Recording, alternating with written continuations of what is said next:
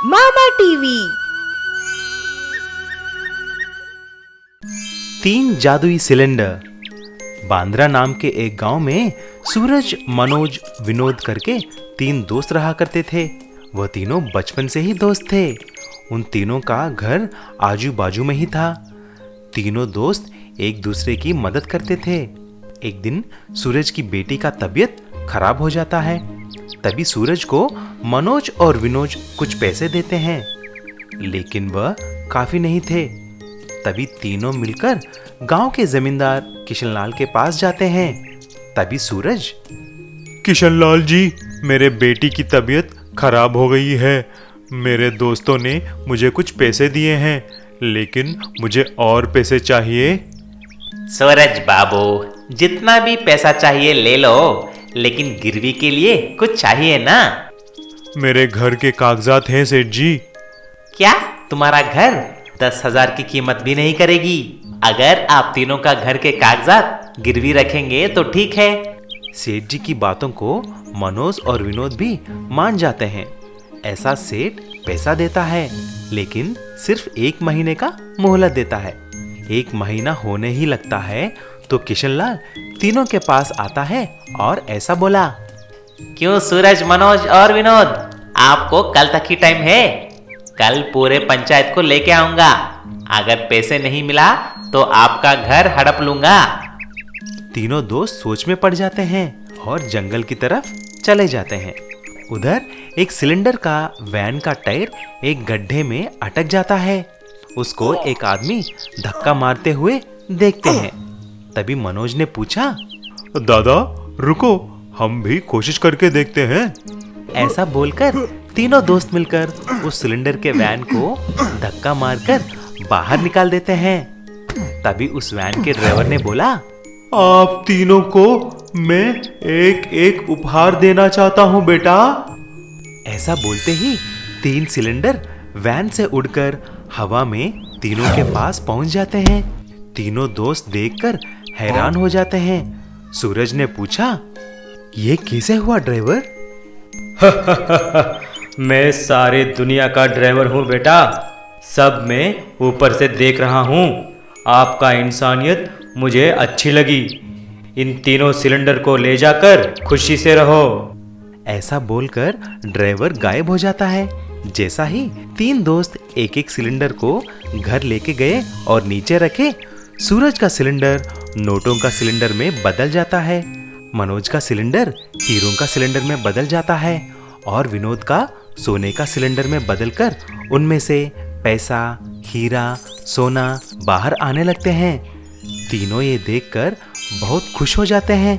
अगले दिन जब किशनलाल उनका घर हड़पने के लिए सारे लोगों के साथ आया, तभी तीनों ने मिलकर, ये लो सेठ तुम्हारा पैसा, ये हीरा लो और बाकी के पैसे मुझे दे दो। किशनलाल, ये लो सोने के सिक्के। किशनलाल ये देखकर दंग रह जाता है। उसी वक्त तीनों दोस्त उनके घरों में से 3 सिलेंडर को लाकर बाहर रख देते हैं। तभी सभी गांव वाले आकर उनमें से पैसा, सोना और हीरा इकट्ठा करके लेके जाते हैं। ऐसा किशनलाल का सारा प्लान चौपट हो जाता है। Express auto. खुशीराम चंद्रपुर गांव में रहता था। वो बहुत ही मेहनती और ईमानदार था। उसके पास अपने पिता की दी हुई निशानी एक ऑटो था। वो उस ऑटो से बहुत प्यार करता था। वो ऑटो चलाने के साथ साथ बहुत अच्छा ऑटो मैकेनिक भी था। उसने अपने पिताजी के पुराने ऑटो में नए कल पुर्जे लगाकर उसे एक बहुत अच्छा ऑटो बना दिया था। उसके ऑटो को वहाँ के लोग एक्सप्रेस ऑटो कहते थे, क्योंकि वो बहुत तेज चलता था। खुशीराम अपने ऑटो में स्कूल के बच्चों को स्कूल छोड़ने का काम करता था और खाली समय में सवारियां भी उठाता था, और बाकी समय जो बचता था उसमें अपना मैकेनिकी का काम किया करता था। उसका काम सही चल रहा था। एक दिन जब खुशीराम अपने ऑटो को ठीक कर रहा था, तभी हेमचंद नाम का एक आदमी उसके पास आता है। अरे हाँ वे खुशीराम, क्या हाल है? कैसा चल रहा है तेरा काम? अरे हेमचंद जी, आप आइए बैठिए, मैं बिल्कुल ठीक हूँ। अरे तुम्हारे पिताजी ने मुझसे कुछ पैसे लिए थे इस ऑटो को खरीदने के लिए, लेकिन अभी तक चुकता नहीं करे, तो भैया मुझे मेरे पैसे चाहिए। लेकिन हेमचंद जी, मैं इतने पैसे कहाँ से लाऊंगा? मुझे कुछ समय की मोहलत दीजिए। अरे नहीं नहीं खुशी भाई, बहुत मोहलत हो गई। अब तुम्हारे पिताजी तो रहे नहीं, तो इसलिए अब भैया एक काम करो, ये ऑटो मुझे दे दो। खुशीराम हेमचंद के बहुत हाथ पैर जोड़ता है, लेकिन हेमचंद नहीं मानता और वो उसका ऑटो उठाकर ले जाता है। इस बात से खुशीराम बहुत दुखी होता है। उसे परेशान देख उसकी बीवी उससे पूछती है। अरे क्या हुआ, इतने उदास क्यों बैठे हो? तभी खुशीराम का बेटा चिंटू वहां आ जाता है। पिताजी, आप इतने परेशान क्यों हो रहे हो? आप तो इतने अच्छे मैकेनिक हो, तो आप एक काम क्यों नहीं करते? आप अपने खुद के ऑटो बनाना शुरू कीजिए और गांव वालों को किस्तों में बेचना शुरू कर दीजिए। फिर देखिए, आपके ऑटो भी बिकने शुरू हो जाएंगे और गांव के लोगों को रोजगार भी मिलेगा। चिंटू की बात तो सही है, ऑटो बना लिया जाए तो फायदा है, भला इसमें नुकसान क्या है? और खुशीराम अगले ही दिन से अपनी वर्कशॉप में ऑटो बनाना शुरू करता है और वो एक बहुत अच्छा एक्सप्रेस ऑटो बनाकर तैयार कर देता है और उस ऑटो को गांव वालों को बेचने की पेशकश करता है। हाँ हाँ खुशी भाई, हम खरीदेंगे आपके ऑटो। और इस तरह से खुशीराम का ऑटो बनाने का काम चल निकलता है और उसके बनाए एक्सप्रेस ऑटो हाथों हाथ बिकने लगते हैं। और खुशीराम हेमचंद को पैसे देकर अपने पिताजी का पुराना ऑटो भी छुड़ा लेता है और इधर गांव वाले खुशीराम का धन्यवाद करते हैं। खुशीराम भैया, आपने हम लोगों को रोजगार दिया, आपका बहुत बहुत धन्यवाद। और पूरे गांव में खुशहाली छा जाती है। जादुई मछली का पेड़। जोधपुर के गांव में बिपिन अपने दोस्तों के साथ गिल्ली डंडा खेल रहा था। तभी उसका दोस्त वेंकट दौड़ता हुआ वहां पर आया और चिल्लाने लगा। अरे यार बिपिन, तुम्हारे घर को बैंक वाले जब्त करने के लिए आए हैं।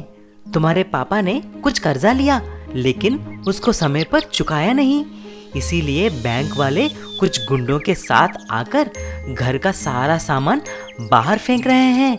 जल्दी आओ, चलो चलो। अरे यार, ये तो मेरे पापा मुझे भी नहीं बोला। चलो चलो जल्दी चलो। जब बिपिन और वेंकट वहां पर पहुंचा, बैंक ऑफिसर सामान को बाहर फेंक दिया। जब बिपिन उनको रोका तो बैंक ऑफिसर ने ऐसा बोला। क्यों रे, अभी शर्मिंदा हो रही है क्या?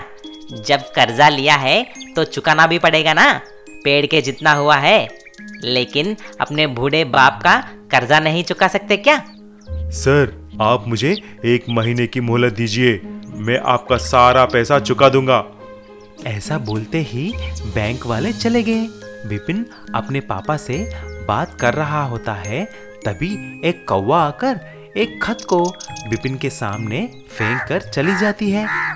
अरे, ये तो मेरे दादाजी का खत है, उनको गुजर के बहुत साल हो गए। इस पे कुछ लिखा है पिताजी। घने जंगल के अंदर एक नदी पार करके जाओ तो तुम्हें एक जादुई मछली का पेड़ मिलेगा। पिताजी, ये देखो, उसका नक्शा भी है यहाँ पर। चलो यार वेंकट, तुम मेरे साथ चलो, हम वहां जाएंगे और उस जादुई मछली के पेट से मछली निकालकर पैसे कमाएंगे। पागल तो नहीं हुआ? पेड़ में से मछली और ये खत में जो लिखा है, तुम उसे विश्वास कर रहे हो? क्या करूं यार वेंकट, मेरे पास अभी तरकीब कुछ नहीं है। चलो मेरे साथ। ऐसा दोनों दोस्त घने जंगल में चले जाते हैं। नदी पार करने के बाद उनको एक बड़ा विशाल सांप नजर आती है। तभी सांप ने पूछा। आप दोनों हट्टे कट्टे हो, बोलो आप में से कौन मेरा भोजन बनेगा? मैं अभी बुढ़ा हो चुका हूँ और मुझे बहुत भूख लगी है। तभी वेंकट ने बोला। अरे यार, मैं तेरे साथ आकर किधर फंस गया रे? तुरंत बिपिन ने बोला, साहब जी, मुझे बस एक जादुई मछली का पेड़ की तलाश है। एक बार वो मिल जाए, मैं आकर आपका भोजन बनूंगा। बस अभी के लिए हमको छोड़ दो। इंसान बहुत धोखेबाज होते हैं, मैं तुम्हारी बात कैसे मानूं? साहब जी, आप एक काम कीजिए, वेंकट को वह पेड़ दिखा दीजिए। मैं आपका भोजन अभी बन जाऊंगा, आप मुझे खा सकते हैं।